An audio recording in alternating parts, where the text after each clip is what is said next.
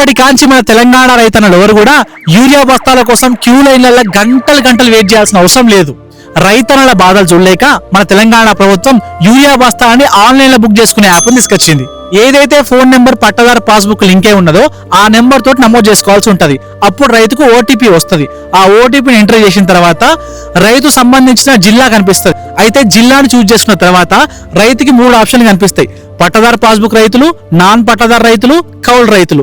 పట్టాదారు రైతులు ఏం చేయాలంటే వారి యొక్క పట్టదారు పాస్బుక్ నెంబర్ ఎంటర్ చేసిన తర్వాత ఓటీపీ వస్తుంది. ఓటీపీ కనుక రాకపోతే మీ దగ్గరలో ఉండే ఏఈఓ గారిని సంప్రదించండి.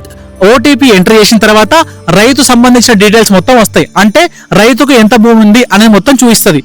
కింద మనం ఏం చేయాలంటే దాంట్లో మనం ఎంత భూమి సాగు చేయబోతున్నాము, దాంతో పాటు ఏ పంట సాగు చేయబోతున్నాం అనేది కూడా మనం ఎంటర్ చేయాల్సి ఉంటది. ఎప్పుడైతే అది మనం ఎంటర్ చేస్తామో ఎంటర్ చేసినాక పంటను బట్టి ఎన్ని యూరియా బస్తాలు రైతుకి వస్తాయి అనేది కూడా అక్కడ చూపిస్తుంది. అప్పుడు రైతు ఏం చేయాలి, మండల్ని మనం చూస్ చేసుకున్న తర్వాత కింద యాడ్ డీలర్ అని కనిపిస్తుంది. యాడ్ డీలర్ మీద మనం క్లిక్ చేసిన తర్వాత మన ఊర్లో గానీ మన చుట్టుపక్కల ఊర్లో గానీ ఎరువుల నంబే దుకాణాలు ఏవైతే ఉంటాయో వాళ్ళందరి పేర్లు కనిపిస్తాయి. మనకు అనుకూలంగా ఉన్న డీలర్ పేరు మీద మనం చూస్ చేసుకొని ఎన్ని యూరియా బస్తాలు కావాలో అన్ని యూరియా బస్తాలు ఎంటర్ చేసి యూరియా బస్తాలు బుక్ చేసుకోవాల్సిన అవసరం ఉంటుంది. బుక్ చేసుకున్న తర్వాత మనకు బుకింగ్ ఐడి వస్తుంది. ఆ బుకింగ్ ఐడితో పాటుగా పట్టదారు పాస్బుక్, ఆధార్ కార్డు తీసుకెళ్లి 24 గంటల లోపు మన యూరియా బస్తాలు తెచ్చుకోవాల్సిన అవసరం ఉంటుంది. ఒకవేళ 24 గంటల లోపు కనుక రైతు ఆ యూరియా బస్తాలు తెచ్చుకున్నట్లయితే కేవలం ఆ బుకింగ్ మాత్రమే క్యాన్సిల్ అవుతుంది తప్ప మీ కేటాయించిన యూరియా బస్తాలు మాత్రం ఎటు పోవు. ఇక్కడ మంచి విషయం ఏంటంటే కేవలం పట్టాదారు రైతులు మాత్రమే కాకుండా నాన్ పట్టాదారు రైతులు, దాంతో పాటు కౌలు రైతులు కూడా యూరియా బస్తాలు ఆరాంసే తీసుకోవచ్చు.